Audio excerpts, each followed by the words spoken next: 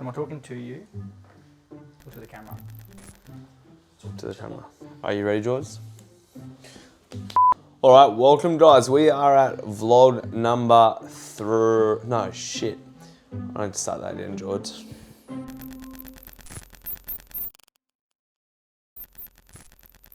Welcome guys, we are here. We are doing vlog number 4, and a highly requested vlog from you guys has been an insight into my nutrition, how I am managing my nutrition, how I'm getting the most out of my recovery and my performance. And a lot of that comes down to my nutrition. So we're here with Piers.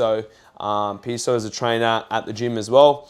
And we're just trying to give you guys a bit of an understanding of how we're going with my nutrition, what we're focusing on at the current time, a couple of different trial and errors.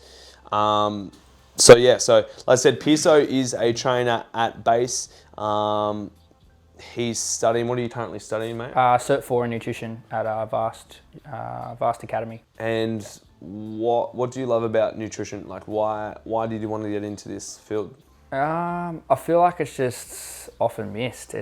People love training and that, but I mean, it's just as important to eat well, sleep well, as well it is to train. So I gave Piers the opportunity.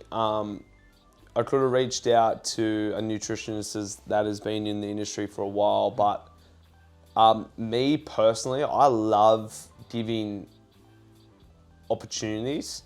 I'm someone that's probably will take an opportunity and just give it to someone straight away, because what I find is that person will dedicate more time, not necessarily more effort, but they'll invest and they'll grow through the experience. So I wanted to give Piers the opportunity, because if he's able to gain insights on how to prep someone for an Ironman, it's going to give him a hell of a lot of confidence just to be able to prep someone for sustainability or longevity, or just to gain some more vitality in their life. Because Ironman is such an in-depth process for nutrition. But let's have a bit of a chat. What's so important? Why is it so important that we nail the nutrition and sort of zone in on it? yeah, well, usually that's the whole thing about race day. It's like you've got to try and get through 12 hours of exercise at a very high intensity.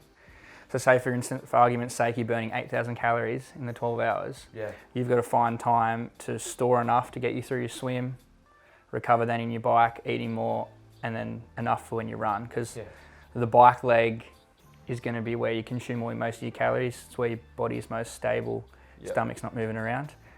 But I think just leading up to it, it's all trial and error into getting into so you can last. It's like you said, the cramps.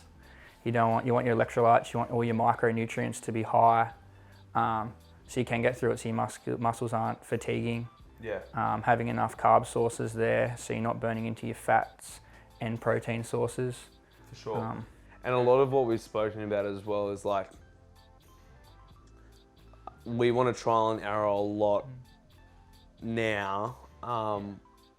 So the last sort of 5 weeks of prep, we're sort of dialed in. At training weight, yeah. So you want to cut your weight as early as possible so you're getting for sure most of your training optimal at your and as well like we want to be thriving in training at that point, and we don't want to be fart-assing around trying to find worry about nutrition. You know, so let's have a bit of chat. Let's give these guys a real simple breakdown on like the calories that we started on, and then why we're dropping. So and then where we're at now. Yeah, so we worked out how much you'd be burning throughout the whole week, broke it down into days for your macros. So you're eating 50% carbs, 25% fats, and 25% protein. So carbs being your main fuel source. The common analogy used is filling a car with petrol. If you don't put petrol in it, you can't go anywhere. And that's your carb source. So you've got to fill yourself up with carbs. Fats will look after your immunity. And then protein will help maintain muscle synthesis and that, and it also helps break down foods. So what we have is, we started with 3,150 calories. Weighed yourself before we started, and then 2 weeks later weighed yourself again. Realized we weren't dropping enough weight, so we dropped another 10% off.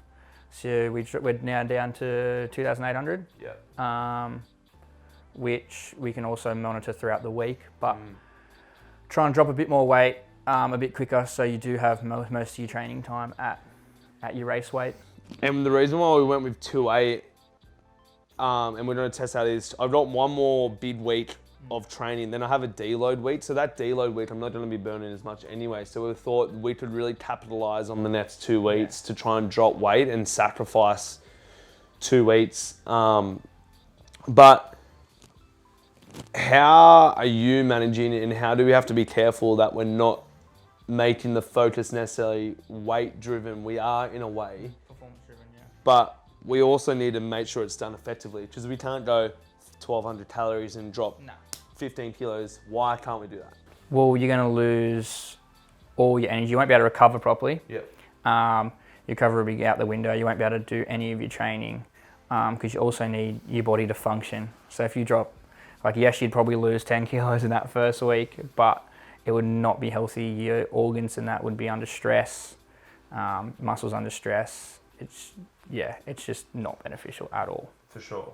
So how important is that we use Saturdays and Sundays as our biggest testing period, and how are we capitalizing on those 3 days, and what have we learnt so far? Yeah, well, we're going straight into sort of race day stuff there. So it's like we're trialing, what sort of food you can eat, because you don't want to be drinking all your calories on the day, because then you're going to need to go to the toilet a lot, even though you'll be sweating a lot. But you also can't be eating a lot of fibrous foods, because then you need to go to the toilet. So it's sort of just experimenting what foods your stomach allows to hold. Like, I'm going to have a big meal on the night before race, because we start at like 5:30, 6 a.m. on the Sunday. So I'm not going to wake up at 3, put my sleep in jeopardy to wake up, have a meal before I start. So I had a banana before Saturday's ride training session on the weekend. And then at an hour 20 mark, I had a gel. At about the hour 45 mark, we stopped and had a quick coffee, and I had a Cliff Bar, which we experimented. And throughout the ride, I had a typical water bottle of Powerade and half a scoop of dextrose, which is straight carbs. And that, I felt better on that than I did the week before, because the week before I didn't have as much. So what that is if we can progress each week, Piers then takes down that knowledge, we understand that, then we can start to get specific with it. Then we can start to track, where's my heart rate potentially going, how many calories am I burning in those windows? And then we can look at what I'm eating. If I'm feeling good, can we even feel better? Or when I'm not? So we can start to experiment on these long sessions, what I'm eating, how am I performing, how am I feeling? Can we improve that? Do we add something? Or, hey Jared, we've got this size bottle and you need to be having 2 squirts every half an hour or every hour. It's super dialed in, as you guys can see. But the intention of the next 2 weeks is that I drop, I don't know, we'll probably go close to maybe 2.5, 3.5 kilos over the next 2 weeks. So I'll check back in with you guys if I lose that. Hopefully you guys got a bit of an understanding today of a little bit about the nutrition, how in depth it goes. We're going to take you on another journey. I'll probably do a day in the life of eating with you guys, so you can see all the breakdowns, why I'm having it, timing around training, etc., etc., to give you guys a bit of a behind the scenes insight. So what I'm going to go do now, guys, is I'm going to do a bit of a strength session. Thank you, Piers, for jumping on and doing the nutrition. And to you guys listening, if you can, jump down, like and subscribe below. We would muchly appreciate it. And please reach out to me if you guys have any questions. Like I said, the whole intention about this was to inspire myself through inspiring you guys. So if you guys are going at it, you guys are waking up, moving your bodies, going and achieve your 5K run, doing your first half marathon, whatever it may be, that's the whole point. We lift each other up through this process. So Piers, thank you. Cheers. Let's go do a strength session and let's go. Easy.